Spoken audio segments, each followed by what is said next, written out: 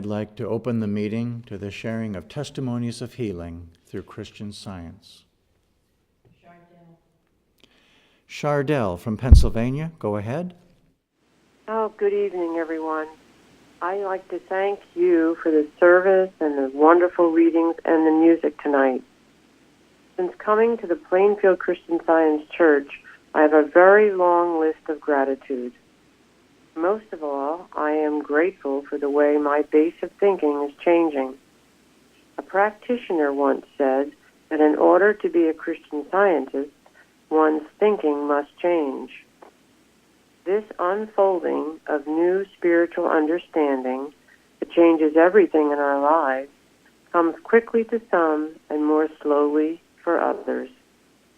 This entire church is a quote, a prayer in a stone, as Mrs. Eddy once described the Mother Church long ago. Everyone committed to this church is alert and praying unceasingly. This is true consecration, where God is always first and in the middle of every single detail, from typing to beautiful services twice a week. I want to shout out to all, come and hear the truth. I thank God that He led me to this church to witness and be a witness for God and His Christ. Thank you. Thank you. Linda from Pennsylvania, go ahead. Good evening, and thank you for the wonderful service tonight and the readings.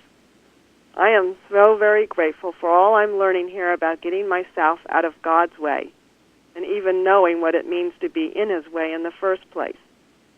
The other day, someone came up to me distressed over a situation they were involved in. My old response was to jump in and try to fix things.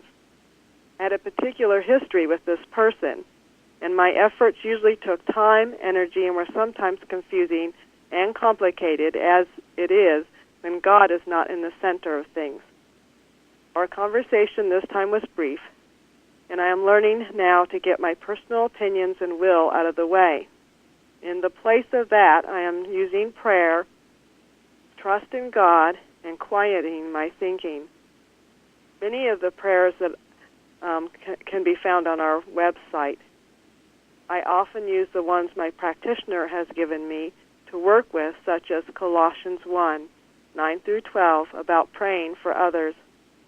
That day, 2 different people interacted with this individual providing the needed information to bring peace. I know this was God in action because of the timing, uniqueness of the interactions, and the specific messages delivered without effort. I truly could not have arranged anything like God did that day. I am very grateful for Mary Baker Eddy's science and how it is correctly taught here and lived. Thank you very much, and good evening. Thank you. Dale from Virginia, go ahead. Thank you. Thank you for those wonderful readings and the other testimonies. I'm very grateful for a healing experience I had last week. For some time, I had a problem in my mouth and with my teeth. Then I was scheduled for a regular checkup and cleaning at the dentist. I called a practitioner in this church for support, as I was concerned with what the dentist might find. The practitioner gave me 2 very powerful sources to work with, which I'd like to share because they had such a profound effect on my thinking. The first was from the Bible, Isaiah 41, verses 10 through 13. I'll just read verse 10. Quote, "Fear thou not, for I am with thee. Be not dismayed, for I am thy God. I will strengthen thee, yea, I will help thee. Yea, I will uphold thee with the right hand of my righteousness." Unquote. I was told to work with this day and night, to memorize it. Well, I've always talked with God and thanked Him for every good thing that has occurred in my life, even every little one. But with memorizing and sticking with these verses, I felt a closeness to God that I haven't felt before. The practitioner said, "This is God speaking directly to me." And I really took that to heart. The second source was an article from Herbert Eustace's book, Christian Science. It's clear, correct teaching. The article is, "How Does Malicious Mind Operate?" It's on page 539, bottom of page numbering. This article is very helpful in pointing out that it is always the claim of malicious mind that needs to be detected and cast out, never a claim to matter. That thought must always be alert and aligned with God, and only with God, who is the only. Well, as I was going to my dental appointment, I just felt that God was all in all, and there wasn't anything or anyone else. God's allness sweeps away the possibility of anything unlike him. The appointment was a very easy, pleasant experience with a perfect checkup. I am so grateful for the teaching in this church, for the dedicated work of the practitioners, and the opportunity to grow closer to God. Thank you. Luanne from New York, go ahead. Thank you. A few weeks ago, I was thinking about the purpose for my pottery shop and my use of the talents God has so graciously given me. I was feeling that all I was doing was making material items for people to fill their homes with. Although many of the people who come to work in the shop tell me they love the atmosphere of it and find it comforting and peaceful, I knew there had to be more to it. I was struggling to see its divine purpose. I asked God to show me. Later on that evening, my sister called. She told me she had sent my name out to the agency she works for, which finds activities for special needs children. First, I was frozen. Having never dealt with special needs children, I stopped myself right there. Everything I've learned from my practitioner, every rebuke, releasing me from the self and personal sense, every lesson on the power and presence of God, why would I for one moment think that God would unfold his idea and then leave me to handle it on my own?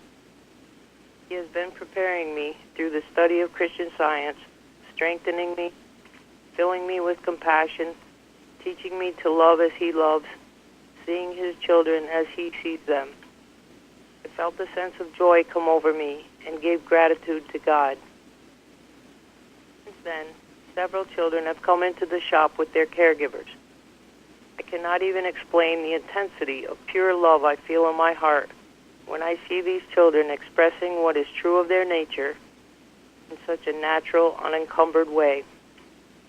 I am so thankful to God that he has provided this safe place for his children to just be, without all the noise of material sense telling them they are not whole. I am also thankful to God for putting this experience into my life. I found an article called Larger by M. Ethel Whitcomb, which I think sums it up best. One paragraph reads, "We are all born of the universe because created by limitless mind, and everything that we have belongs to mind. The moment one becomes self-mesmerized by the belief that his house, his time, his talents, or in fact anything that he has belongs to himself, he becomes circumscribed and small, to grow as useless and unlovely as a parched desert. What a change, however, when he awakes from the stupor of self-bound interest and realizes that it is his duty, his privilege, his joy, to use his time, his talents, his income, his every thought for others. At this moment, he becomes one with the law of expansion, one with the law of opportunity, and a clearer thinker, now irrigated by the streams of sacred purpose and selfless love, yields abundantly the fruits of health, usefulness, and joy." I am so grateful to my practitioner for everything I am learning through Christian Science. Thank you. Thank you. Mike from New York, go ahead. Thank you very much for the wonderful readings and the beautiful service. Last Sunday's roundtable discussion on sharing Christian Science reminded me of a sharing of this wonderful science and the lasting impression it has made on me.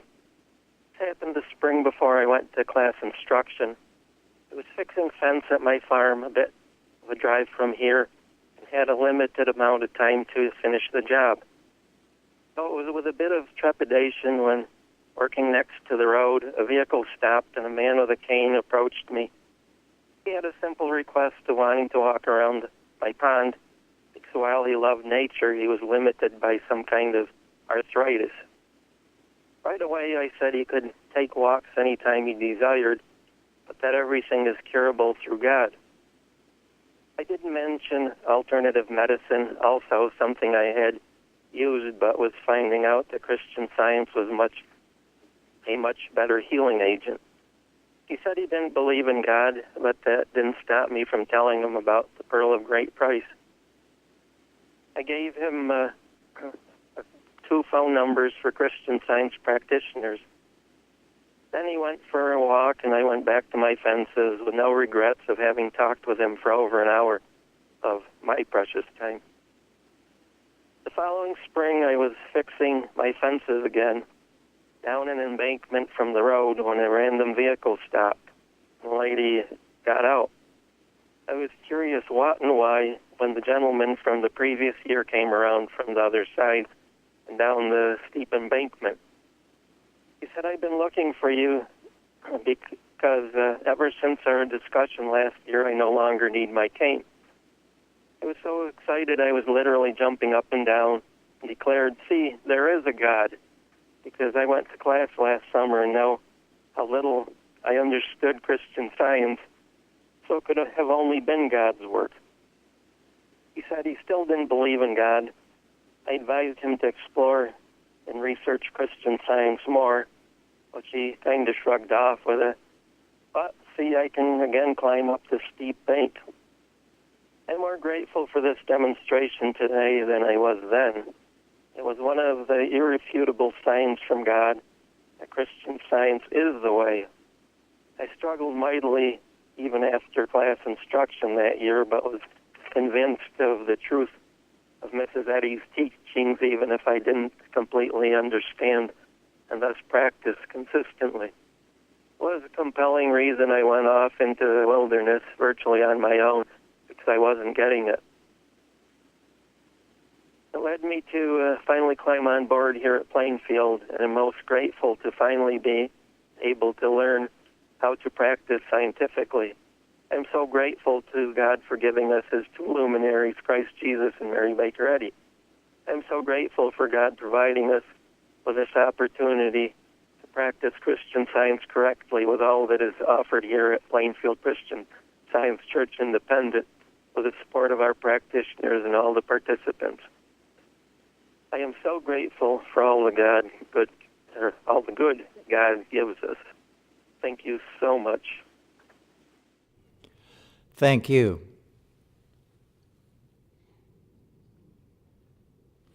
Jeremy.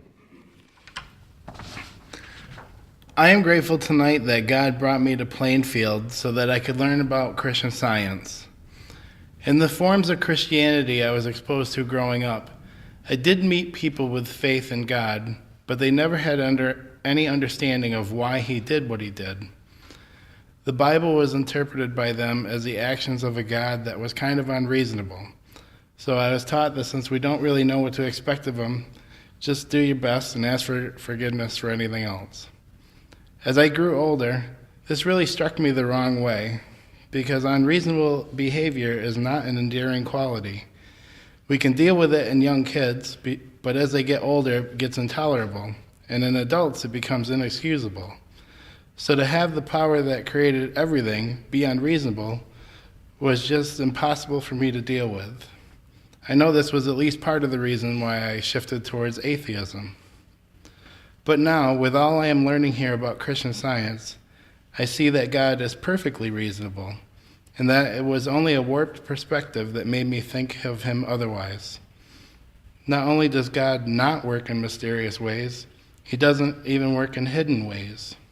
Everything he does is good and is a blessing for all mankind and is right out in the open, easily seen by anyone awake to it. What a wonderful healing this understanding has brought me. And for Christ Jesus and Mary Baker Eddy to work so hard to pass this knowledge on, and for my practitioner and all at this church who have worked so diligently in maintaining this standard, it fills me with such joy and love and gratitude and respect for the holiness of this mission. Thank you. Thank you. Jeff. I remember my report card from the 5th grade. It said Jeffrey needs to learn to concentrate more. Jeffrey needs to apply himself more to his studies. I never forgot it because I was the daydreamer kid in class, gazing out the window. And thanks to Christian Science practice, there are many healings going on in my life. My what's wrong with me list was my life. That was then. This is now, when all personal history belongs to God, and I let go of it, and all the fear that goes with it. And today, I trust that making God number one in my life, if I can demonstrate the little patience it may take to allow him to perfect that which concerneth me, then what are these little devils that have plagued me all my life? Well, I used to welcome these little devils of nothingness into my place, and when my What's Wrong With Me committee starts talking in my head, I like to shut them up by reciting from our golden text in this week's lesson from Isaiah. Thou wilt keep him in perfect peace whose mind is stayed on thee. To me, this means if my mind is filled with defeat thoughts, fear thoughts, resentment thoughts, those are definitely charter members of the What's Wrong With Me committee. And if I don't shut the door on them first, they will keep me in a state of mental unrest, even turmoil. Instead, I've learned to practice thinking about God, to keep my thoughts stayed or fixed, not on my troubles, but on God. The more I keep my mind on God, as many minutes of the day as possible, the more I want to keep my mind on God, and the easier it gets. This was difficult at first for me because I was unused to spiritual concentration. Practice makes easier. I don't care about report cards that say I need to concentrate or apply myself anymore, or any of my past, my personal history anymore, because thou wilt keep him in perfect peace, whose mind is stayed on thee. How can anything else be going on if I pin my thought to that scripture? Thank you.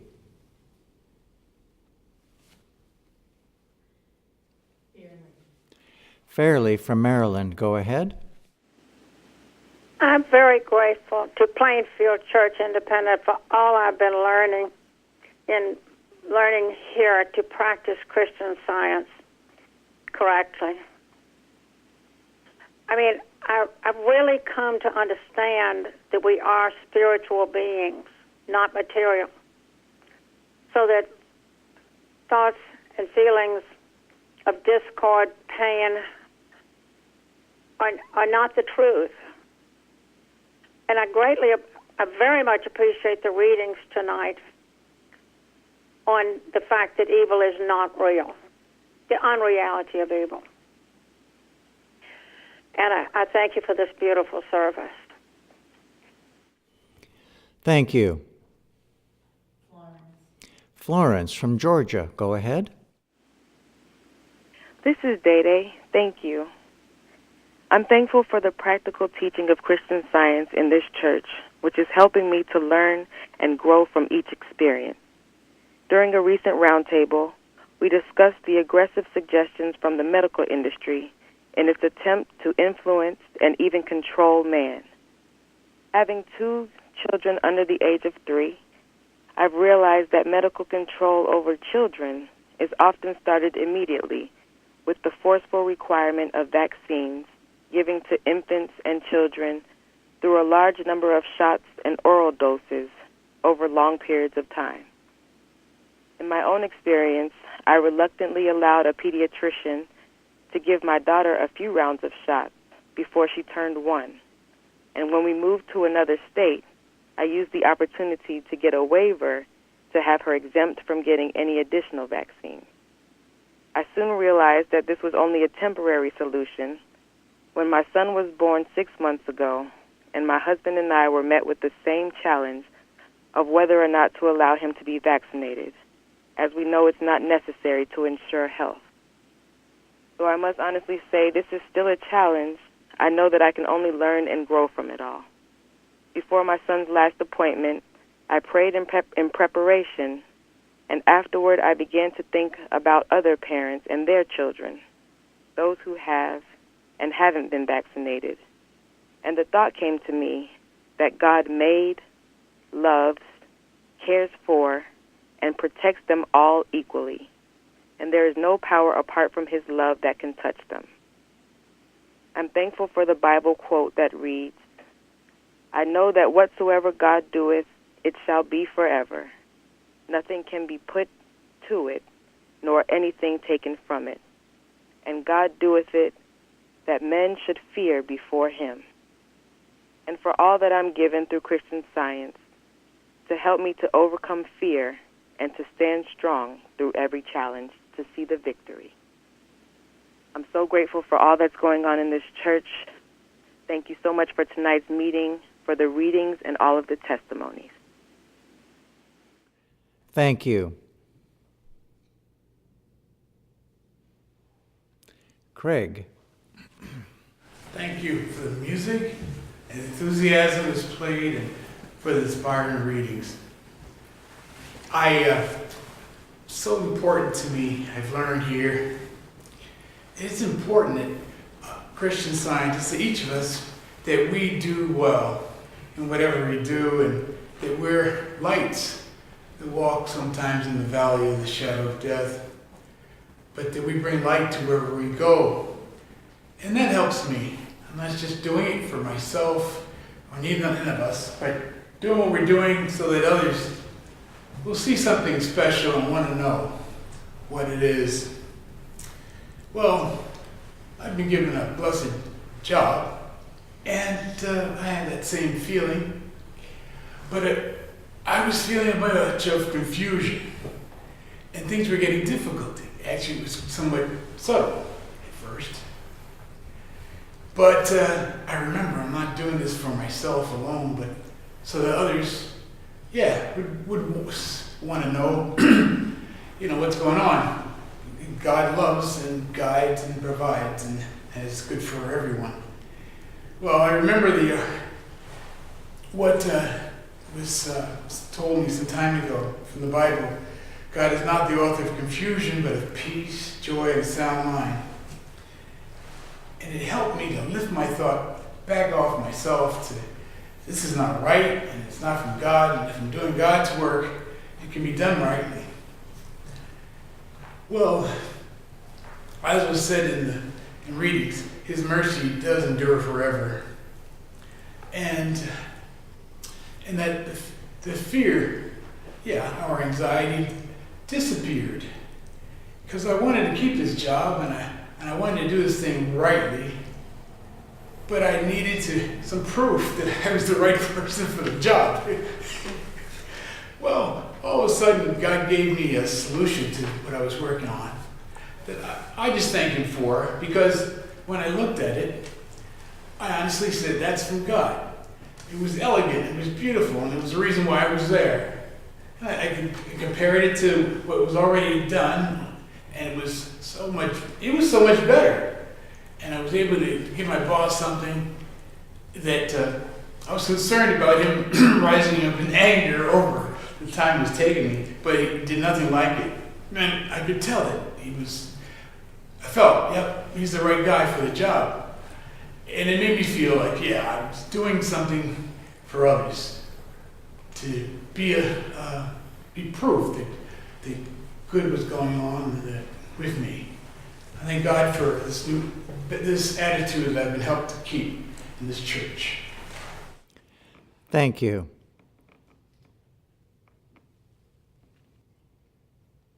Mary.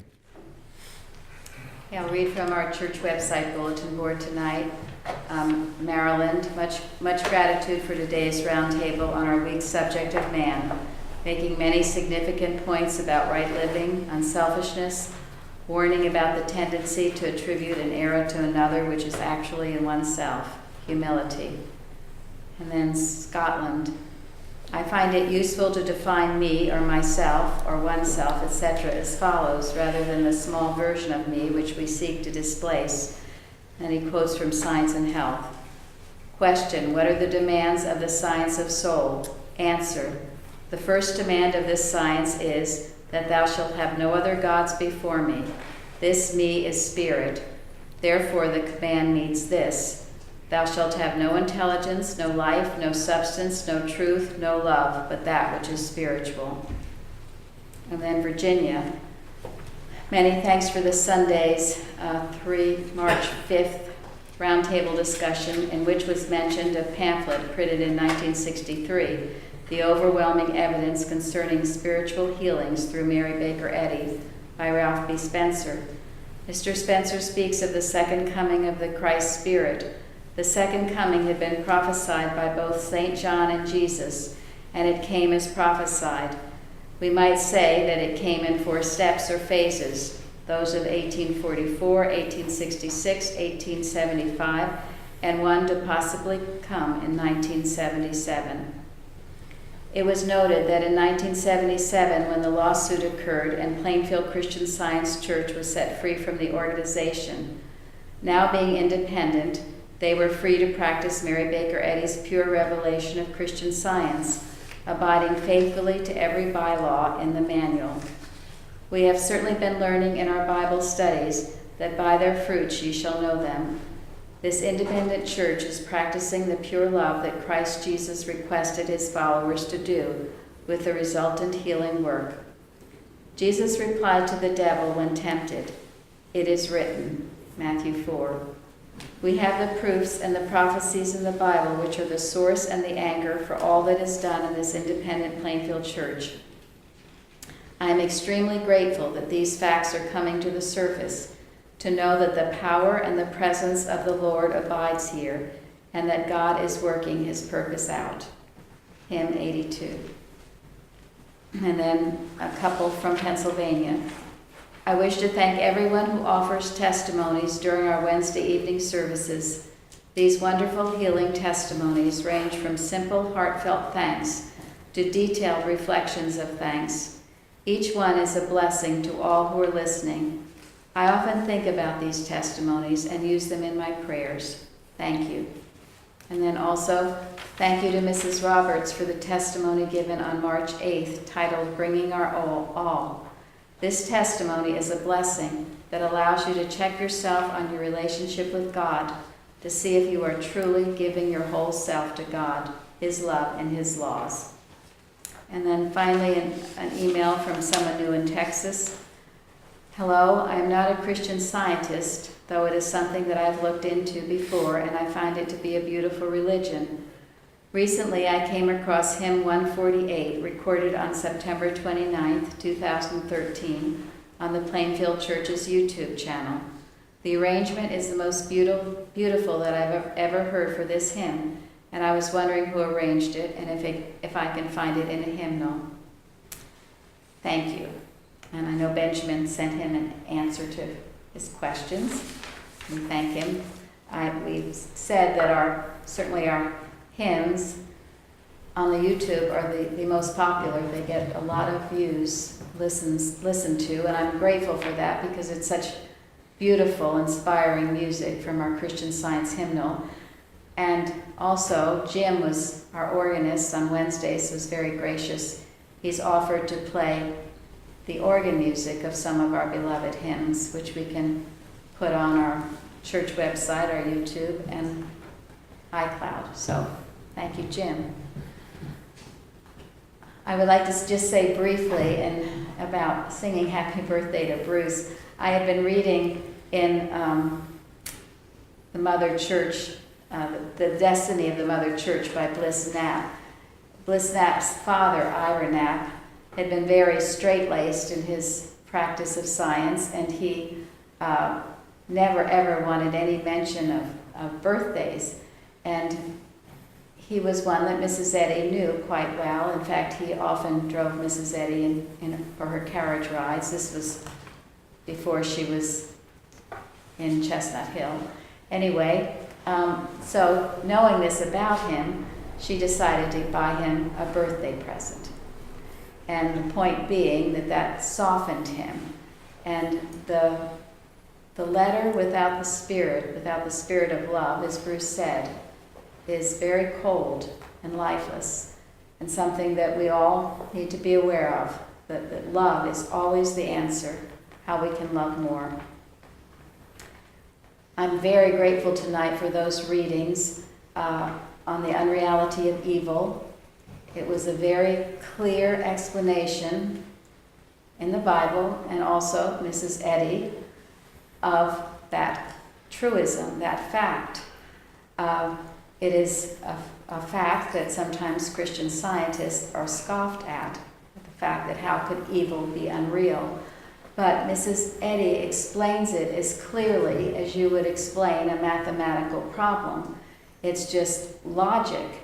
And if you accept the premise, which we do, that God is all, and also that all that he created is good, then where is evil? Where does that come from? We've had it explained to us when people ask that question, well, where does 2 + 2 = 5 come from? It's a misconception of the truth. It really comes from nowhere. But if you work out a problem using that, and not understanding that 2 + 2 = 4, you will continually get a wrong answer until you get the understanding by proof that 2 sticks + 2 sticks is 4 sticks, not 5 sticks. And so it is with this concept of evil. It seems to be real, it seems to be everywhere, but through proof, by proving with understanding that God made everything and made it good, we can prove its unreality. As Jesus did, as the prophets did, as Mary Baker Eddy did, as we are doing here now today, we prove it in our own lives by the understanding of God's allness. A while ago, I become interested in the C.S. Lewis book, The Screwtape Letters. Now, Screwtape is his definition, is what is the word he uses for the devil. And he writes this little book, and he says that it's he had a senior devil instructing a junior devil in the art of temptation. And he said he was inspired to write the Screwtape Letters as a result of a speech given by Adolf Hitler in July 1940. Commenting on the speech in a letter to his brother, Lewis wrote, "Statements which I know to be untrue convince me, at any rate for the moment, if only the man says them unflinchingly." So what he's saying there, that Hitler spoke so convincingly that even though he knew what he said wasn't true, he was tempted to believe it because it was said with such so-called authority. And that is how error works. It tries to tell you something is true that it is not true. It tries to tell you the counterfeit is true, and we must be alert to that. And then I thought this was so interesting too. This is a quote from someone who played in a Broadway play. It was on Broadway for a while, the Screwtape Letters. One of the actors who played Screwtape. He said that evil is like a parasite which does not exist on its own. It needs a host. And the way evil works is to take a good thing and corrupt it. Now that is a good explanation of it. And Mrs. Eddy has said, error comes to you for life, and you give it all the life it has. And as was read tonight, you give it by either fearing it making a God out of it when there's only the one God, or by loving it and thinking you get something good out of something that's intrinsically not good. So I am very grateful tonight for Mrs. Eddy's clear explanations on this truth. It's something that everyone can understand and practice and prove in their own life. It's not mysterious or complicated. It is the truth with a capital T. I'm grateful to be here tonight, to be with you all, and to hear the wonderful music, testimonies, and readings. Thank you.